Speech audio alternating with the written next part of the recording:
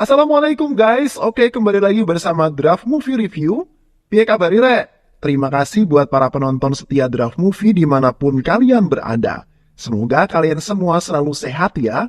Kali ini Draft Movie sudah merangkum sebuah film yang berjudul Karya 2. Gimana keseruan ceritanya? Gak perlu banyak basa-basi lagi, ini dia alur ceritanya.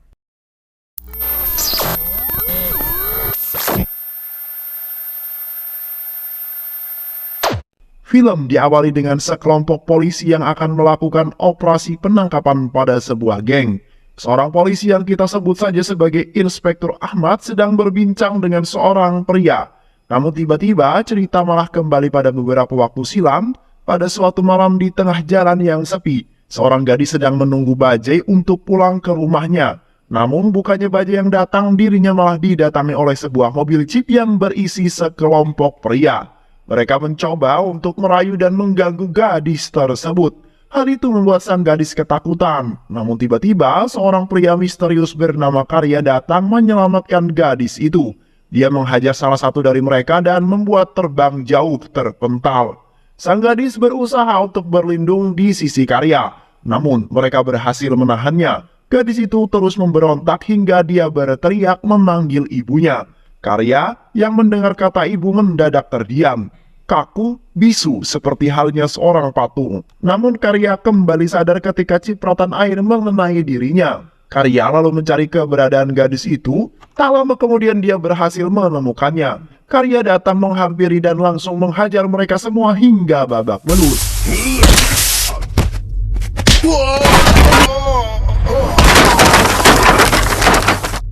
Di lain sisi, terlihat seorang pria gempal dan botak bernama Sena. Sena adalah seorang kontraktor sekaligus ketua dari sebuah geng.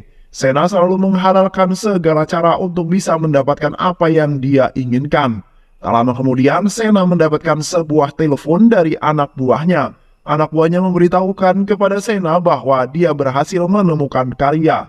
Sena sangat terkejut mendengar berita tersebut. Usut punya usut, Karya adalah seorang pelayan di suatu rumah makan milik Mang Pupuh. Sementara itu di halte bus, beberapa pria sedang asik menghisap udutnya. Asap udut itu ternyata mengganggu anak-anak TK yang ada di sebelahnya. Salah satu orang tua menasihati pria-pria itu, namun mereka malah marah dan tak terima. Percekcokan pun kemudian terjadi hingga membuat seorang wanita datang dan menggaplok pria itu. Wanita itu adalah Janu Janaki yang merupakan karyawati di sebuah bank. Aksi pemberani Janu Janaki yang menggaplok pria-pria itu tentu saja menarik perhatian warga setempat untuk melihatnya. Termasuk juga dengan Karya. Karya tampak mulai tertarik dengan si Janu. Dia mulai mengikuti kemanapun Janu pergi. Namun ketika Janu melihat Karya yang sedang mengikutinya, Janu malah lari ketakutan dan pulang ke rumahnya. Orang tua dan kakak Janu yang melihat Janu ketakutan tentu saja bertanya-tanya. Namun Janu tidak menjawabnya. Janu segera masuk ke kamarnya dan tak sengaja malah justru ketiduran. Dan tiba-tiba Janu terbangun karena mimpi buruknya. Keesokan harinya Janu menjalankan sebuah aktivitas seperti biasanya. Janu yang kembali melihat Karya langsung berlari ketakutan. Karya lalu mengejar Janu hingga melewati sekelompok pria yang sedang nongki di warung. Ternyata mereka adalah anak buah Sena. Mereka langsung menghubungi Sena lalu menghajar Karya. Karya masih terus berlari mengejar Janu. Namun di tengah belum juga berhasil mendapatkan Janu, Mang Pupuh malah datang menjemput Karya. Karena cucian di warung sudah sangat menumpuk. Anak buah Sena lalu mengikuti Karya hingga sampai ke warung Mang Pupuh. Sesampainya di sana, Sena langsung menghampiri dan memanggil Karya yang sedang mencuci panci. Karya yang mendengar namanya dipanggil langsung berdiri dan berbalik badan. Sena lalu memeluk Karya dengan penuh bahagia. Sena lalu bertanya kepada Karya mengapa kamu bisa jadi seperti ini. Namun bukannya menjawab pertanyaan itu, Karya justru bertanya balik pada Sena. Siapakah dirimu ini? Ujar Karya. Sepertinya Karya tidak mengenal siapa si Sena ini. Sena yang mendengar hal itu pun kemudian terkejut. Sena lalu memanggil Mang Pupuh dan bertanya awal mula dia bisa bertemu dengan Karya. Mang Pupuh lalu menjelaskan bahwa pada suatu malam Karya datang ke warungnya dan memesan makanan. 3 piring nasi biryani. Aku lalu menagih biaya makanannya. Namun karena Karya tak memiliki uang, aku minta untuk mencuci piring. Lama-kelamaan aku mulai memperkerjakannya sebagai seorang pelayan di warung ini, ujar Mang Pupuh. Setelah mendengar kisah itu, Sena meminta agar Mang Pupuh menyerahkan Karya kepada dirinya. Sena mengaku seolah-olah Karya adalah saudaranya sendiri. Sena lalu membawa Karya ke rumah sakit untuk diperiksa. Setelah selesai melakukan pemeriksaan, kini dokter menjelaskan kepada Sena bahwa Karya bisa dalam kondisi seperti ini lantaran luka yang dialami di kepalanya. Dokter juga menceritakan bahwa dulu Karya memang dibawa ke sini oleh beberapa buruh bangunan. Karya mengalami cedera parah di kepalanya. Hal itu mengakibatkan Karya menjadi seperti anak kecil dan dia akan bertindak aneh seperti patung ketika mendengar kata ibu. Ketika Karya sedang mematung, maka seseorang harus menepuknya agar Karya kembali sadar seperti sebelumnya. Kini kisah Sena dan Karya mulai diceritakan. Apa hubungannya antara Sena dengan Karya? Dulu, Sena adalah seorang preman kampung yang ditakuti oleh banyak orang. Karya tak pernah takut dengan siapapun yang berani mengganggunya. Suatu ketika anak buah Sena tengah bertengkar dengan Karya. Karya berhasil membantai mereka semua hingga babak belur. Sena yang mengetahui tentang kebrutalan Karya, kemudian mengajak Karya untuk bergabung dengan kelompoknya. Hadirnya Karya banyak memberikan manfaat bagi Sena. Hadirnya Karya membuat pekerjaan Sena yang aslinya sulit kini dapat diselesaikan dengan sangat mudah. Nama geng Sena bahkan menjadi semakin populer berkat keberanian dan kebrutalan Karya dalam menyelesaikan sebuah masalah. Suatu hari Karya menghilang dari hadapan Sena. Sena yang mengetahui hal itu terus-menerus mencari Karya sepanjang waktu. Kini Sena berhasil menemukan Karya, namun tidak dalam keadaan seperti dulu. Karya yang sekarang sedang dalam kondisi yang menyedihkan. Setelah selesai melakukan pemeriksaan di rumah sakit, Sena hendak membawa Karya ke rumahnya. Sena ingin agar Karya segera masuk ke dalam mobil, namun Karya justru menolaknya dan lebih memilih untuk kembali ke warung Mang Pupuh. Anak buah Sena yang melihat hal itu ingin memaksa Karya untuk masuk ke dalam mobil, namun Sena menghentikannya. Sena ingin agar anak buahnya terus mengikuti dan mengawasi Karya dari kejauhan. Tak lama kemudian Karya telah sampai di warung Mang Pupuh. Bukannya disambut dengan senyuman, Mang Pupuh justru menyambut Karya dengan rasa kesal dan segera mengusir Karya dari warungnya. Mang Pupuh yakin bahwa kehadiran Karya di warungnya pasti akan membawa sebuah masalah. Dan Mang Pupuh tak ingin masalah itu menimpa dirinya. Namun bukannya pergi dari sana, Karya justru bersikuku dan berdiri di sana hingga larut malam. Mang Pupuh tak tega melihat Karya, kemudian kembali menemui Karya dan menawarkannya sepiring makanan. Dengan syarat bahwa kali ini Karya harus makan dan tidur di luar sambil menjaga warungnya. Karya dengan senang hati menuruti perkataan Mang Pupuh. Saat Karya sedang asik menikmati makanan Mang Pupuh, tiba-tiba seorang datang dan menggebuk kepala Karya hingga jatuh tersungkur. Anak buah Sena yang ditugaskan untuk mengawasi Karya lalu berlari dan segera membawa Karya ke rumah sakit. Di rumah sakit, dokter mengatakan kepada Sena bahwa Karya saat ini tengah pingsan. Lantaran gebukan itu mengakibatkan Karya harus kehilangan banyak darah. Sena panik mendengar hal itu. Tiba-tiba salah satu anak buah Sena datang dan membawa seorang laki-laki yang bernama Darsan. Darsan yang melihat kondisi Karya, kemudian menangis sedih dan terharu. Ternyata Darsan juga telah kehilangan Karya sejak lama. Anak buah Sena lalu menjelaskan kepada Sena bahwa Darsan adalah tetangga sekaligus teman dekat Karya. Dia pasti tahu sesuatu kenapa Karya bisa jadi seperti ini. Sena lalu menginterogasi Darsan bersama seorang temannya. Darsan mengatakan bahwa ia tak mengetahui apapun karena dia juga sudah lama kehilangan Karya. Darsan terakhir kali melihat Karya saat sedang mojok bersama kekasihnya yang bernama Janu. Usut punya usut, ternyata Janu adalah seorang gadis yang baru saja tinggal di kampungnya Karya. Janu mengetahui bahwa Karya adalah seorang preman yang disegani di kampung itu, namun entah mengapa Janu justru mendekati Karya. Suatu hari Karya yang sedang berduaan dengan Janu meminta pada Janu agar merayunya lagi seperti anak kecil. Janu lalu menuruti kemauan Karya dan merayu Karya seperti anak kecil. Rayuan itu membuat Karya menangis mengingat kenangan bersama sang ibu tercinta. Karya menjelaskan bahwa ibunya dulu sangat menyayangi Karya, hingga pada suatu hari ibunya meninggal. Hanya cincin inilah yang menjadi sebuah kenangan bagi Karya untuk terus mengingat sang ibu tercinta. Janu yang penasaran dengan cincin itu kemudian meminta Karya untuk memasangkannya ke jari Janu. Karya menuruti kemauan Janu, namun naas cincin itu tak bisa ditarik keluar saat Janu hendak mengembalikannya. Karya meminta agar Janu tidak melepas cincin itu, karena di mata Karya Janu sudah dianggap seperti ibunya sendiri. Cerita kini kembali saat dimana Sena menginterogasi Darsan. Darsan menjelaskan kepada Sena bahwa semenjak Karya berpacaran dengan Janu, kami sudah sangat jarang sekali bertemu. Sena lalu meminta kepada anak buahnya untuk mencari keberadaan Janu, pacar Karya. Ternyata, di lain sisi, Janu kini sedang berada di rumah sakit menyamar sebagai seorang dokter. Janu lalu terbayang momen-momen saat Karya mulai hilang ingatan. Pada waktu itu Janu sedang panik menghubungi Karya untuk segera menyelamatkannya. Janu menjelaskan bahwa saat ini ia sedang ada di dalam sebuah proyek. Singkat cerita, Karya berhasil menemukan Janu yang sedang tertidur di meja atas bangunan. Karya berlari menghampiri Janu dan ternyata Janu malah mengeprank Karya. Karya merasa khawatir langsung menampar Janu dengan kencang, namun setelah itu dia langsung meminta maaf kepada Janu. Karya tak ingin Janu kenapa-napa. Karya menyatakan kepada Janu bahwa dirimu itu lebih penting daripada hidupku sendiri. Janu yang mendengar hal itu lalu memeluk Karya sambil meminta maaf. Janu lalu bertanya kepada Karya, apakah benar diriku ini lebih penting daripada hidupmu? Semua itu pasti berubah saat kita menikah nanti. Karya lalu membantah hal tersebut. Karya membuktikan cintanya dengan berlari melompat dari atas gedung itu.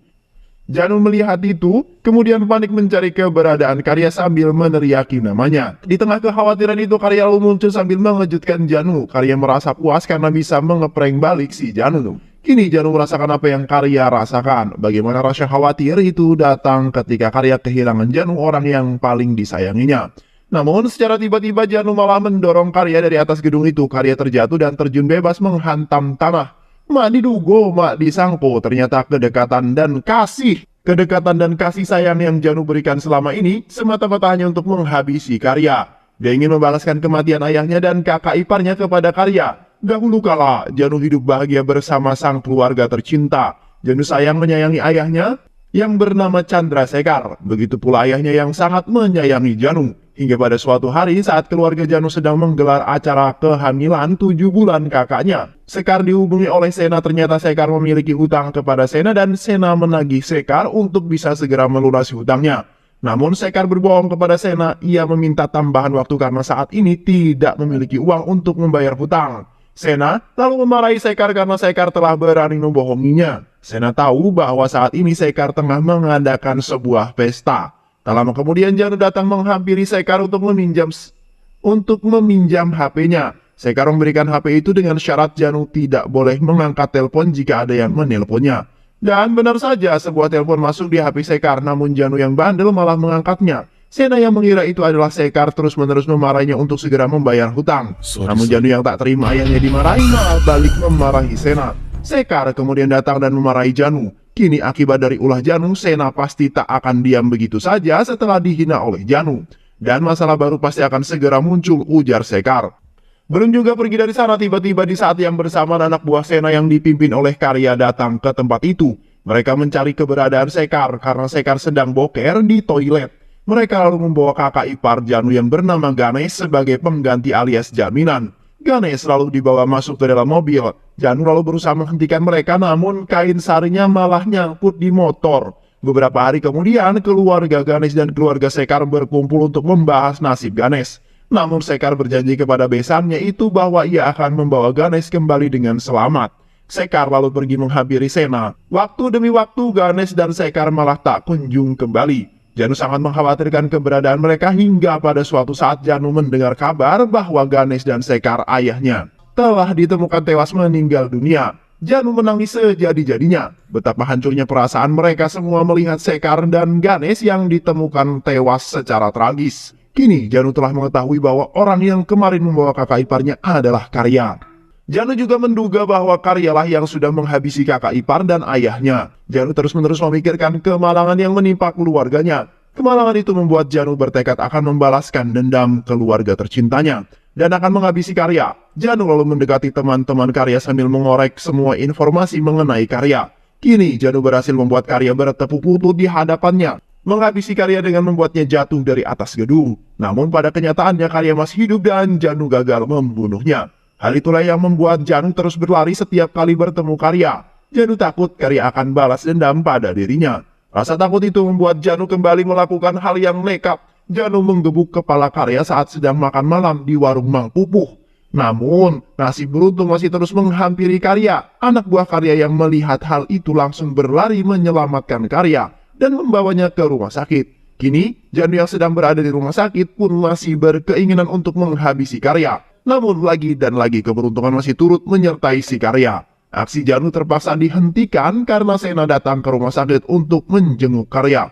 Janu lalu keluar dari ruangan Karya. Tak lama kemudian salah satu anak buah Sena menghubungi. Dia telah mengetahui identitas dari pacar Karya. Pacar Karya adalah seorang wanita bernama Janu, anak dari Sekar yang dulu pernah berkonflik dengan Sena. Sena terus bertanya-tanya mengapa Janu yang merupakan pacar Karya justru sangat ingin menghabisi Karya. Anak buah Sena lalu mengingatkan Sena, mungkin ini semua ada hubungan saat dulu mereka dan Karya membawa Ganesh. Di tengah perjalanan, Ganesh yang dibawa di dalam mobil tiba-tiba saja mendapatkan telepon dari sang ibu tercintanya. Ibunya menangis dan memohon kepada Karya agar Ganesh segera dibebaskan dari sana. Karya yang tak tega mendengar tangisan seorang ibu, kemudian menyuruh mereka untuk menurunkan Ganesh saat itu juga. Tak lama kemudian Karya telah sampai di markas Sena. Sena lalu memarahi Karya yang tak becus dalam bekerja. Bisa-bisanya kamu membebaskan Ganesh di tengah jalan, ujar Sena. Karya lalu mengatakan bahwa ia akan menyelesaikan masalah dengan Sekar melalui jalan negosiasi. Sena semakin marah mendengar hal itu. Sena membayar Karya untuk bekerja di bawah perintahnya, namun Karya malah balik melawan Sena. Karya menjelaskan bahwa kamu memang membayarku, tapi aku akan menyelesaikan setiap masalah dengan caraku sendiri. Karya lalu pergi dari sana, dan Sena memutuskan untuk tidak melibatkan Karya lagi di dalam masalah Sekar. Beberapa waktu kemudian Sena menelpon Sekar dan meminta untuk ketemuan di dalam sebuah gedung. Sekar datang bersama Ganesh. Sena lalu meminta Sekar untuk segera melunasi hutangnya dengan menukarkan properti miliknya. Ganesh lalu menolak hal tersebut lantaran nilai yang ada di sana tak sebanding.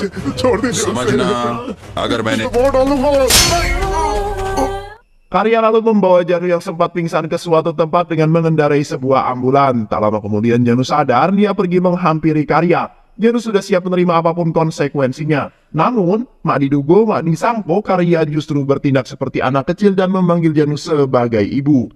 Hal itu membuat Janu menangis walaupun Karya sedang dalam kondisi ini, dia tetap mengingat ibunya sendiri. Janu lalu mengiyakan perkataan Karya bahwa ia adalah ibunya. Karya senang dan melompat-lompat seperti anak kecil yang sedang mandi hujan. Sementara itu di tempat lain, Sena sedang berhadapan dengan seorang yang ternyata adalah seorang menteri. Menteri meminta Sena agar Sena segera mengembalikan uang yang dititipkan kepadanya.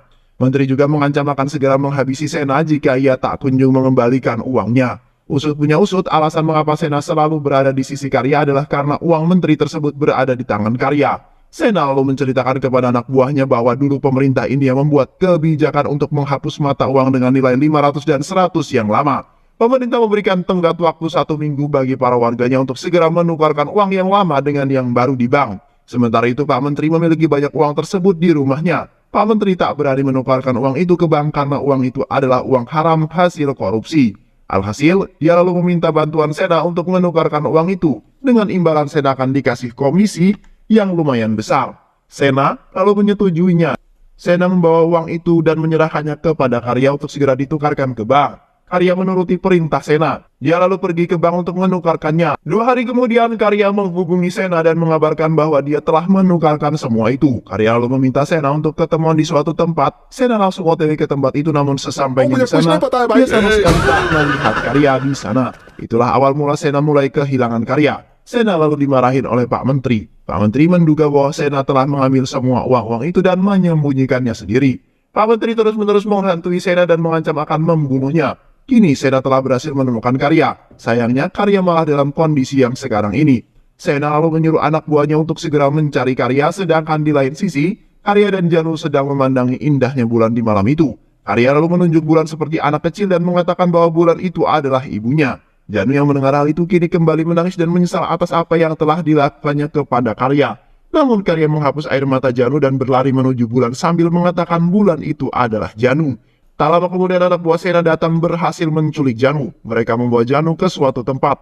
Karya terus mengejar mereka sekuat tenaga. Sesampainya di sana, Sena sudah menunggu kehadiran Karya.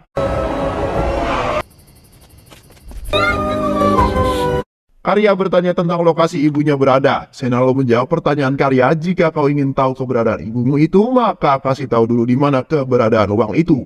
Karya lalu merogoh-rogoh sakunya dan memberikan selembar uang kepada Sena. Mana uangnya sobek pula. Sena yang merasa sedang dipermainkan merasa kesal dan langsung menerjang Karya. Sena meminta anak buahnya untuk memaksa Karya mengingat keberadaan uang itu. Karya yang tidak mengingat uang itu tentu saja hanya bisa ongok-ongok. Anak buah Sena lalu menghajar Karya hingga tepar tak berdaya. Janu yang tak tega melihat Karya berusaha untuk menolongnya. Usahanya itu membuat cincin mendiang ibu Karya yang ada di tangan berbunyi. Karya mendengar suara itu dan bangkit mengajar semua anak buah Sena hingga tak berdaya. Di lain sisi, Sena yang merasa kesal terhadap Janu lalu menusuk Janu dengan sebuah pisau. Luka itu membuat Janu shock dan berteriak menyebut kata ibu. Karya yang mendengar kata-kata itu mendadak langsung menjadi patung. Sena lalu melepaskan cincin yang ada di tangan Janu dan melemparnya kepada Karya. Karya yang mendapat sentuhan dari cincin itu kini kembali normal dan sudah bisa bergerak. Karya lalu berlari menghampiri Janu untuk memastikan keadaannya. Karya lalu mengejar Sena untuk membalas perbuatannya. Karya berhasil memukul Sena hingga jatuh tersungkur. Karya lalu memukul perut Sena yang buncit itu hingga menjadi kempes. Tak lama kemudian kepolisian datang ke lokasi itu dan inilah momen yang ada di awal film tadi.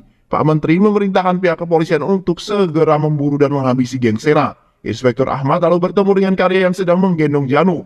Dia lalu melepaskan sebuah tembakan. Ternyata inspektur itu melepaskan tembakan untuk menembak Sena yang hendak menghabisi Karya. Keesokan harinya wartawan datang untuk meminta penjelasan pihak kepolisian terkait insiden itu. Inspektur Ahmad lalu menjelaskan bahwa insiden itu bisa terjadi karena adanya perang antar geng. Di lain sisi, Janu kini tengah dirawat di rumah sakit dan berhasil diselamatkan. Janu yang tengah sadar langsung berlari mencari Karya. Usaha itu membuat luka di perut Janu kembali terbuka. Sementara itu, Pak Menteri menanyakan kepada kepolisian apakah ada orang lain yang mengetahui kejadian itu. Tidak ada, Pak Menteri, semuanya aman. Saya sudah meyakinkan kepada semua orang bahwa insiden itu disebabkan oleh perang antar geng. Dan saya juga telah memastikan tidak ada anak buah Sena yang berhasil selamat, ujar Inspektur Ahmad. Pak Menteri lalu menanyakan tentang keadaan Karya. Inspektur mengatakan bahwa Karya aman di pihaknya. Pak Menteri meminta inspektur untuk terus mengawasi dan melindungi Karya agar tak ada satupun orang yang menyakiti Karya. Selain itu, Pak Menteri juga meminta salah satu asistennya untuk segera mencarikan dokter terbaik bisa menyembuhkan Karya. Pak Menteri ingin agar Karya bisa kembali mengingat keberadaan uang itu dan segera mengembalikan uang itu kepadanya. Di lain sisi, terlihat Karya yang sedang memainkan cincin mendiang ibunya. Janu yang melihat hal itu langsung menghampiri Karya. Karya terus memanggilnya dengan sebutan ibu. Janu lalu memeluk Karya sambil merasa senang dan terharu mendengarnya. Karena mau bagaimanapun keberadaan dan kasih sayang seorang ibu tak akan pernah hilang di hati seorang anak tercintanya. Hal itu berlaku juga kepada Karya dan film pun selesai.